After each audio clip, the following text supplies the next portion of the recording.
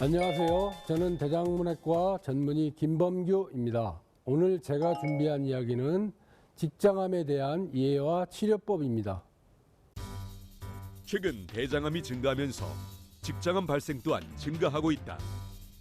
2020년 기준 인구 10만 명당 직장암 발생자 수는 22.9명. 발병률의 40%는 50대부터 70대 환자에게서 발생한다.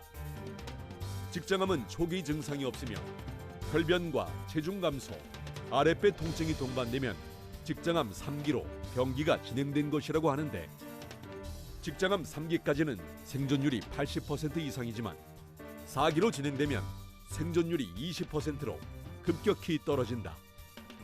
직장암의 증상과 치료법에 대해 자세히 알아보자. 대장암은 결장암과 직장암을 합쳐서 이야기하는 것입니다. 우리나라에서도 식습관이 서구화됨에 따라 꾸준히 증가하고 있는 추세로 대장암이 국내 최다 암 1위가 되었고 발병률은 세계 1위입니다. 최근 정기검진의 활성화로 조기감의 진단이 점차 증가하고 있습니다. 국내 대장암 환자들의 평균 연령은 58세에서 60세로 추정되고 점차 발병 연령이 낮아지는 추세에 있습니다. 남자가 여자에 비해서 1.5배 정도로 많이 생기고, 이 중 직장암은 전체 대장암 중 절반 정도를 차지하고 있습니다. 대부분의 직장암은 조직학적으로 선암입니다. 선종성 용종, 육모 선종성 용종, 가족성 용종증, 그다음에 궤양성 대장염, 크론병이 있는 환자들은 대장암으로 진행될 가능성이 높아집니다. 직장암의 발암 기전은 유전적 요인과 환경적인 요인들이 복합적으로 관련되어 발생합니다. 유전적 발암 기전은 대부분 관련 유전자의 채성 돌연변이로부터 선암 경과를 보이면서 발생합니다. 유전자 돌연변이로부터 시작되는 선종선암 모형은 실제로 10% 이내에서만 이러한 변화가 관찰됩니다. 직장암 발생의 환경적 요인으로는 비만, 고칼로리, 지방, 붉은 육류 및 가공 육류, 즉 햄, 소세지 등을 얘기하는 것입니다. 알코올 섭취와 흡연 등이 대장암의 발생을 높이는 위험인자입니다. 직장암의 원인에서 환경적인 요인의 하나인 식이는 섬유소의 섭취가 적고 동물성 단백질 및 지방 섭취가 높으며 설탕과 같이 정제된 탄수화물의 섭취가 많은 것이 위험인자로 여겨지고 있습니다. 모든 종류의 식이섬유가 대장암의 예방에 효과가 있으며 잡곡류보다는 과일이나 야채에서 섭취되는 섬유소가 더 좋다고 여겨지고 있습니다. 이 이론적 배경은 고섬유질을 함유한 음식물 섭취가 대장 통과 시간을 단축시키고 대장 내 소화물이 부피를 늘림으로써 식이 내 발암 물질과 유전자 변이를 일으키는 인자 및 세균 대사 물질의 대장 점막과의 접촉을 감소시킴으로써 암 발생을 줄이는 것입니다.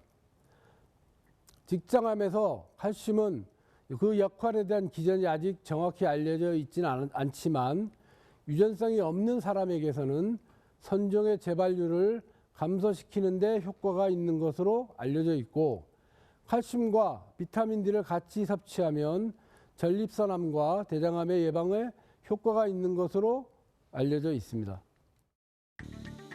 우리나라의 대장암 환자는 인구수 대비 전 세계에서 가장 높습니다. 특히 직장암은 초기 증상이 없어 치료 시기를 놓치는 경우가 많아 무엇보다 예방이 중요합니다. 직장암을 예방하려면 과식하지 않고 적절히 체중을 유지하는 것이 필요합니다. 또 밥을 먹을 때는 쌀밥 대신 잡곡밥을, 빵을 먹을 때는 통밀빵을 먹어야 탄수화물의 흡수를 늦출 수 있습니다. 직장암 예방에는 채소와 해조류, 버섯 등이 좋고 칼슘과 비타민 D, 비타민 B 성분도 충분히 섭취해야 합니다. 반면 과일은 적당량만 먹어야 도움이 되며 고기나 육가공 식품은 많이 먹으면 오히려 위험 요인이 될 수 있습니다. 특히 탄 음식이나 숯불을 이용해 구운 고기는 발암물질이 생길 수 있어 피하는 것이 좋습니다. 직장암의 진단에서 직장암은 초기에 특별한 증상이 없는 경우가 대부분인데 직장암의 진행과 함께 처음에는 치액과 유사하게 나타나는 경우가 흔합니다. 그래서 제 환자 중에도 항문 출혈이 있는데 자기 본인이 이제 치질이라고 생각한다고 왔는데 검사를 해보니 직장암이 진단 경우가 꽤 있습니다. 그 다음에 후중감이 있는데 이 후중감은 무엇이냐면 변을 보고 난 후에도 직장에 변이 없음에도 불구하고 직장에 변이 남아있는 것처럼 느끼는 그런 증사를 얘기합니다. 그 다음에 변이 가늘어지거나 설사와 변비가 반복되는 등의 배변 습관의 변화, 그 다음에 선홍색 혹은 검붉은색의 혈변이나 점액성 변이 있는 경우에는 반드시 대장 내시경과 같은 정밀 검사가 필요합니다. 문진 시에 갑자기 변을 보기 힘들어지거나 배변 횟수가 변하고 설사, 변비 또는 배변 후중감, 그 다음에 염소똥 같다고 표현을 많이 하시는 환약, 모양변 등의 배변 습관의 변화가 있는지를 파악하는 것이 중요하겠습니다. 직장 수지 검사는 직장암의 진단에서 가장 중요한 검사입니다. 인지를 삽입해서 직장 내 딱딱한 혹이 만져지거나 궤양, 혈흔 등을 확인하게 되면 직장암을 의심해야 합니다. 직장 수지 검사만으로도 직장암의 50% 이상을 진단할 수 있다고 이야기하는 사람들도 있습니다. 대변 자멸 검사는 위장관 출혈 또는 암에서 나온 출혈을 확인하는 검사법입니다. 비침습적이고 저렴하며 간편해서 1차적인 대장암의 천별 검사로 가장 많이 이용되고 있는 검사법입니다. 양성 반응이 나오는 경우 추가적인 대장 내시경을 통해서 병변 유무를 확인해야 합니다. 건강검진 검사에서 하고 있는 혈청 암배양성 항원, 즉 CEA는 성인에서 높은 수치가 측정되는 경우 대장암 혹은 다른 암이 있을 가능성을 의미합니다. 하지만 암 외에도 정상적인 사람에게서도 드물게 과발현되는 경우가 있는데 강경변증을 포함한 간질환, 췌장염, 염증성 장질환, 감염성 질환, 기타 양성 종양, 그 다음에 흡연자들에 대해서 높이 나타나기 때문에 단순한 수치가 높다고 대장암을 진단할 수는 없습니다. 대장 내시경은 전체 대장의 점막을 확인할 수 있는 가장 정확한 방법입니다. 결장암과 직장암의 진단의 가장 중요한 검사 방법으로서 의사가 직접 병변의 표면을 관찰하면서 상태를 파악하고 조직 생검에 의해서 조직학적으로 암을 진단할 수 있는 방법입니다. 필요에 따라서는 암의 씨앗이라고 하는 용종 절제술을 시행해서 치료 목적에도 이용할 수 있는 것입니다. 영상학적 검사를 살펴보면 전산화 단층 차례 즉 CT는 직장암 자체의 진단보다는 주인접 장기로의 침입이나 림프절 및 복막 파종성 전이, 간이나 폐 등의 원격 전이 여부를 확인하는 데 유용합니다. 자기공명 영상 MRI는 중부, 하부 직장암에서 수술 전 병기 결정과 항암 화학 방사선 동시요법 반응 정도를 평가하는 데 이용할 수 있습니다. 양성자 방출 단층 촬영 펫은 직장암에서 수술 전 항암 화학 방사선 동시 병용요법의 반응성을 확인하고 수술 후 발생한 섬유 조직과 재발된 암의 감별에 유용하게 쓰일 수 있습니다.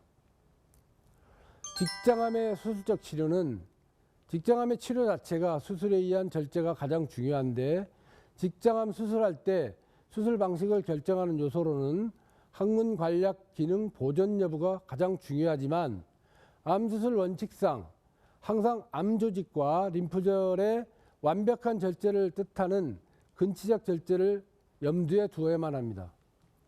직장암의 수술적 치료는 직장 내 종양의 위치, 종양의 고정성, 그다음에 종양의 직장 직경 침범 정도와 크기, 조직학적 분화도, 개별 환자의 비만도를 고려해서 수술 방식을 결정합니다.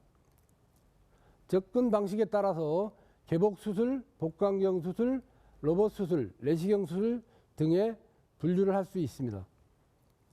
직장 절제 후 문합 부위의 위치에 따라서 복막 반전 상방에서 문합이 이루어지면 전방 절제술, 복막 반전과 치골 직장근 사이에서 문합이 이루어지면 저위 전방 절제술, 치골 직장근 하방에서 문합이 되는 경우를 초저위 전방 절제술로 정의합니다. 복회음 절제술은 직장암이 항문 관략근을 침범했기 때문에 항문 관략근을 살릴 수 없는 경우에는 항문 관략근을 포함해서 항문을 없애고 결장으로 영구적인 인공항문을 만드는 수술을 이야기합니다. 하지만 이것은 환자의 거부감이 굉장히 강하고 삶의 질이 떨어지는 그런 문제점들을 가지고 있습니다. 그래서 이 시점에서 인공항문 즉 장르에 대해서 한번 말씀드리겠습니다.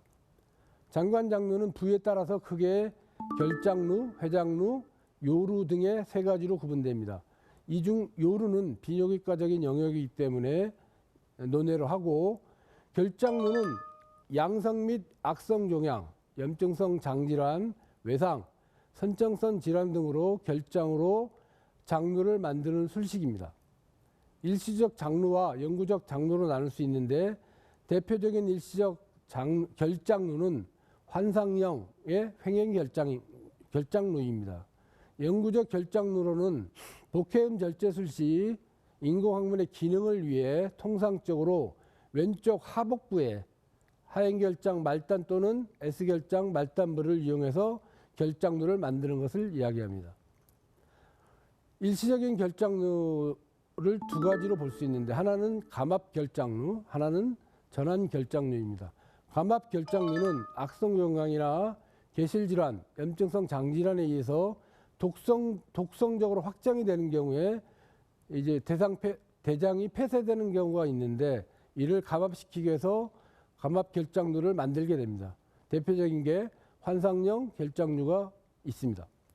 전환결장류는 변의 흐름을 전환시키기 위해서 시행하는 것인데, 하부에 염증과 천공이 있어서 장 내용물에 의해서 계속적인 감염을 유발할 수 있는 경우나 누출 위험이 있는 봉합 부위를 보호하기 위해서 만듭니다. 이런 경우에는 장관의 연속성을 완전히 차단시키는 드바인 전환 결장류나 또는 환상형 결장류를 만듭니다. 영구적 결장류는 앞에서도 말씀드렸다시피 이 복회음 절제술 시행 시에 이제 만드는 경우를 얘기합니다. 또한 대장암 치료에 고식적 치료를 하거나 전신 상태가 불량한 환자나 내과적 질환이 동반되는 환자에서 천공성 개실이 발생할 경우에는 병변 부위를 절제하고 나서 하트만 수술을 시행하게 되는데, 하트만 수술은 S사 결장으로 결장루를 만들고 그 다음에 남아있는 직장을 맹관으로 만들어 가지고 수술하는 방식을 얘기합니다. 또 인공항문 중에서 이제 회장루가 있습니다. 회장루는 염증성 장질환과 가족성 용종증에서 전체 결장을 완전히 제거한 후에 만드는 일시적이거나 혹은 영구적으로 만드는 회장루를 얘기합니다. 결장항문 문합술 후에 최근에 문합 부위를 보호하기 위해서 일시적으로 오른쪽 하복부에 회장루를 만드는 경우들이 증가하고 있습니다. 일시적 회장루는 주로 환상형으로 설치하고, 영구적인 화장루는 우하복부에 브루크 회장루라는 것을 만드는 것이 보편적입니다. 하지만 이 회장류에는 임상적인 문제점들이 있습니다. 고전해질 성분이 함유된 소장 내용물이 대량으로 체외로 빠져나가기 때문에 탈수와 전해질이 불균형이 일어나고, 심하면 콩팥 기능이 완전히 손상되는 그런 문제점들이 있을 수가 있기 때문에 이런 경우가 발생했을 경우에는 즉각적인 교정이 필요합니다. 또한 담도와 췌장으로부터 생성된 단백질 분해 물질로 인하여 장루 주위 피부 손상이 발생할 수 있기 때문에 이런 경우에는 피부 방벽제나 피부 보호 연고를 써서 주위 피부를 적절히 보호해야 합니다. 직장암의 복강경 수술에 대해서 말씀드리겠습니다. 복부에 5가지의 투관침을 뚫고 수술하는 방법으로 수술의 상처가 적고 수술 시 주위 장기 손상이 적으며 수술 후 회복이 빠르고 복강 전체를 관찰할 수 있는 장점이 있지만 과거 복부 수술에 병력이 있는 경우에는 시행하기 어려운 단점이 있습니다. 실제로 자궁적출 수술이나 난소암 수술을 했다면 수술 후 장과 복막 유착 때문에 복강경 카메라에 접근이 어려워서 수술은 개복 수술로 전하는 경우가 꽤 있습니다. 직장암의 로봇 수술은 직장암 수술 시 결장 절제술과는 다르게 골반강이라는 좁고 제한된 공간에서 시행되기 때문에 좁은 공간에서 정밀한 수술을 시행하기에 적합한 다빈치 로봇의 기계적 특장점을 이용해서 개복 수술과 복강경 수술의 단점을 극복할 수 있는 하나의 대안으로서 최근 로봇 수술이 많이 이용되고 있습니다. 또한 항문 보존술을 위해서 다양한 기관에서 로봇 수술이 시행되고 있습니다. 하지만 복강경 수술과 마찬가지로 과거 골반부 수술 병력이 있으면 카메라에 접근이 어려워서 로봇 수술이 어려울 수도 있습니다. 직장암의 항문 보존 수술은 과거 중부 하부 직장암 수술은 항문을 없애고 결장으로 영구적인 인공항문을 만들게 되는 복회염 절제술을 시행했는데 환자들의 거부감과 삶의 질이 저하 등의 문제점이 있어서 최근 로봇 수술 등의 도입과 수술 기술의 발전 그리고 수술 전 항암 화학 방사선 동시 병행요법으로 항문을 살리고 결장 항문 문합술과 일시적인 회장류를 시행하는 항문 보존 수술이 각광을 받고 있습니다. 과거에는 국소적으로 진행된 직장암의 치료는 수술 후에 방사선 치료와 항암 화학요법을 동시에 시행하는 병행요법이 표준 치료 방식으로 시행됐었는데 최근에 수술 전 항암 화학요법과 방사선 치료를 동시에 시행하는 병행요법이 오히려 국소 재발을 의미 있게 줄여준다는 연구 결과들이 잇따라 보고되면서 수술 전 항암 화학 방사선 동시 병행요법을 표준 치료 방식으로 인정되고 있습니다. 수술 전 항암 화학 방사선 동시 병행요법은 종양의 크기와 림프절 전이를 감소시키고 그다음에 병기 하향 효과로 종양의 절제를 높일 수 있습니다. 그래서 항문 관략근을 보존할 수 있어서 항문을 보존할 수 있는 가능성이 높아지기 때문에 각광받고 있습니다. 제 환자의 경우에도 항문에서 50cm 상방에 있는 종양이 직장의 60%를 차지하는 큰 직장암 환자였는데 이 치료를 시행하고 종양의 크기를 줄인 다음 항문을 살 수 있었던 사례가 있었습니다. 방법은 5에서 6주 동안 항암 화학 방사선 동시 병행요법을 시행하고 그 후에 6에서 10주경에 직장암의 위치에 따른 적합한 수술을 시행합니다. 이때 방사선 치료를 시행했기 때문에 조직이 약해져서 문합부 누출의 위험성이 굉장히 크기 때문에 회장류 조성술을 같이 시행해서 문합부를 보호해주고 수술하고 나서 10주 후에 외장류 보건술을 시행합니다. 직장암 예방은 1차적으로는 운동, 체중 조절, 그 다음에 금주, 신선한 채소, 과일 섭취와 과도한 붉은 고기 및 과량의 지방질 섭취를 제한하는 생활습관의 변화가 필요합니다. 2차 예방으로는 정기적인 대장암 조기 검진으로 대장 내시경으로 절제 가능한 용종을 없애는 것이 중요하겠습니다. 3차 예방으로는 대장암에 대한 적극적인 치료가 필요합니다. 구령에 맞춰 다리를 쭉 뻗어봅니다. 암 환자들을 위한 운동 수업. 참가자들은 건강을 위한 것이라는 생각에 조금 더 기운을 내봅니다. 대부분 운동은 건강에 좋은 것으로 알려졌지만 직장암 환자의 경우 운동의 중요성이 더욱 강조됩니다. 운동이 암 재발을 최대 60%까지 억제한다고 알려졌기 때문입니다. 지난 연구에 따르면 운동의 효과는 체내 인슐린 농도를 16.7% 감소시키고 체내의 염증 반응을 일으켜 암 재발을 유발할 수 있는 물질도 줄어드는 것으로 나타났습니다. 직장암 재발을 막기 위해서는 거창한 운동보다 꾸준히 운동하는 것이 더 중요합니다.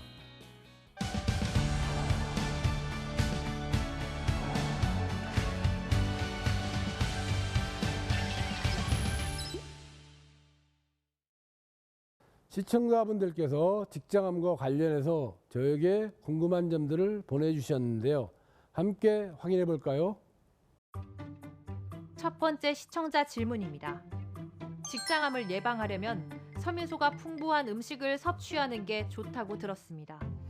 어떤 음식들이 있을까요? 모든 종류의 식이섬유가 대장암의 예방에 효과가 있으며 오히려 잡곡류보다는 과일이나 야채로부터 섭취되는 섬유소가 더 좋다고 알려져 있습니다. 직장암 수술을 하신 분들이 저에게 어떤 음식을 많이 먹어야 좋은지 묻는데 저는 오색 식품을 많이 권합니다. 왜냐하면 사과, 고구마, 양배추, 요구르트, 블루베리 같은 오색 식품에는 항암 성분과 항산화 물질 그리고 면역 기능을 높여주는 성분들이 많이 들어 있어서 대장 직장암 예방에 좋은 음식이기 때문입니다. 두 번째 시청자 질문입니다. 변비로 관장약을 30년째 사용하고 있습니다. 직장암에 걸릴 확률이 높은가요? 변비가 심하면 대변 내에 있는 발암 물질과 독성 물질 및 세균대사 물질의 대장 점막과의 접촉이 길어져서 대장암 발생률이 높아지기 때문에 변비는 대장 직장암에 해롭습니다. 실제로 직장암에 걸린 제 환자분들 중에서 변비로 고생하시는 분들이 많습니다. 이런 분들에게는 항상 하루에 1.5리터 이상의 물을 마시고 변비에 좋은 우유, 신선한 채소, 과일 등과 함께 양질의 식이섬유를 하루 20에서 30g 이상을 섭취하도록 권해드리고 있습니다. 세 번째 시청자 질문입니다. 인터넷에서 직장암 환자에게 바이오 피드백 치료가 좋다는 글을 봤습니다. 어떤 치료법인가요? 바이오 피드백은 원래 심한 만성 변비나 대변 실금이 있는 환자의 보조적인 치료 방법입니다. 직장암에 좋은 것이 아니라 직장암 환자에서 직장암 수술 후 직장의 대변 저장 기능이 소실로 인해서 배변 횟수의 증가 및 대변 실금의 증세가 있기 때문에 이를 응용해서 사용하고 있는 것입니다. 바이오 피드백은 환자가 자신의 항문 관략근 이완이나 긴장 상태를 스스로 조절할 수 있도록 훈련시킬 수 있는 케겔 운동과 같은 것으로 배변 횟수를 감소시키고 대변 실금 증세를 완화시킬 수 있는 보조적인 치료 방법입니다. 연구에 따라서는 차이는 있지만 바이오 피드백 치료를 받은 60에서 70% 환자에서 성공적인 배변 자제를 얻었다는 보고도 있습니다. 네 번째 시청자 질문입니다. 칼슘과 비타민 D가 부족해도 직장암이 발생할 수 있다고 하는데 사실인가요? 칼슘은 직장암에서 역할에 대한 기전이 아직 정확히 알려지지는 않았습니다. 하지만 유전성이 없는 사람에게서 선종의 재발률을 감소시키는데 효과가 있는 것으로 알려져 있고 칼슘과 비타민들을 같이 섭취하면 전립선암과 대장암의 예방에 효과가 있는 것으로 알려져 있습니다. 직장암에 걸리면 대부분 인공항문을 달고 평생 살아가야 한다고 생각하지만 최근 항문 보존술로 인공항문을 달고 살아가는 분들은 많이 줄었습니다. 그래서 직장암 치료에 대한 두려움 때문에 치료 적기를 놓치는 일은 더 이상 없었으면 하는 바람입니다. 오늘 저의 이야기가 시청자 여러분의 행복한 삶에 도움이 되었기를 바랍니다. 감사합니다.